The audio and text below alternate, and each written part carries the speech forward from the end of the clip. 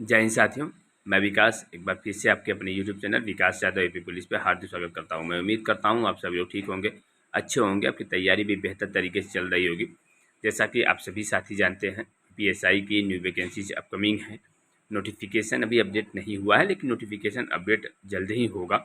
और आप देखेंगे वैकेंसीज के लिए सारी जितनी भी नोटिफिकेशन अपडेट होंगे उसमें एलिजिबिलिटी से लेकर के जो भी क्राइटेरिया होंगे वो सारी चीज़ें मेंशन होंगी।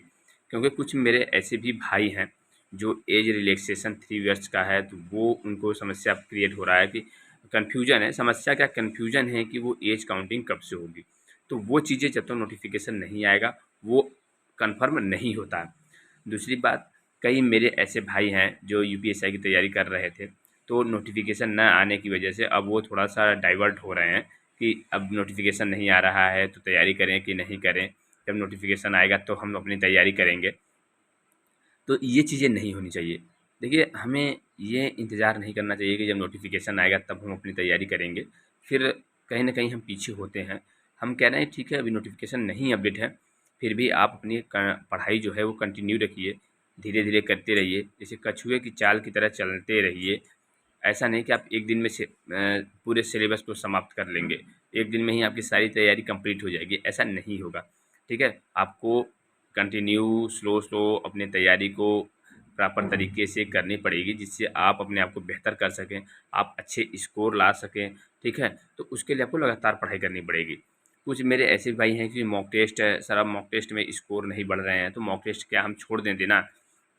क्या हम अपनी तैयारी अच्छे से कर लें तब मॉक टेस्ट दें? हाँ, ये ठीक है कि जैसे मॉक टेस्ट क्या होता है कि जब तक आपकी तैयारी कम से कम 70% ना हो, आपने 70% सिलेबस को कवर ना किया हो, तब तक मॉक टेस्ट का मेरे अकॉर्डिंग कोई महत्व नहीं है। क्योंकि जब तक आपके सिलेबस नहीं कंप्लीट होंगे, तो आप किस तरीके से मॉक टेस्ट देंगे? आप मॉक टेस्ट उसी की बेसिस पे तो देते हैं, ठीक है? अपनी तैयारी के बेसिस पे कि हाँ, हमारा सिलेबस कंप्लीट है। क्योंकि अगर मैं कह रहा हूँ कि अगर आपने परसेंटेज चैप्टर पढ़ा ही नहीं मैथ में और परसेंटेज चैप्टर से अगर क्वेश्चन आएगा तो आप क्या करेंगे? आप फिर उसको छोड़ेंगे और उसकी वजह से आपके मार्क्स कम आएँगे, तो आप डिमोरलाइज़ होंगे।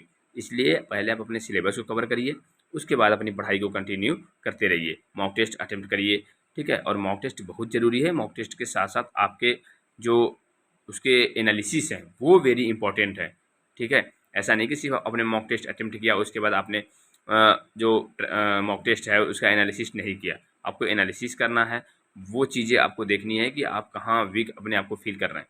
और मॉक टेस्ट अगर आप हर संडे को दे रहे हैं, तो एक चीज़ और आप देखेंगे, अगर आप हर संडे को मॉक टेस्ट दे रहे हैं, तो आप एक चीज़ और देखेंगे कि आपके पास वीकली टाइम होता है, ठीक है? वीकली टाइम होता है और उस वीकली में आप अपने आप को मैनेज करेंगे, अपने आप को सेट करेंगे कि आपको क्या पढ़ना है, क्या सिलेबस कंप्लीट करना है, क्या चीज़ें अभी आपकी छूट रही हैं।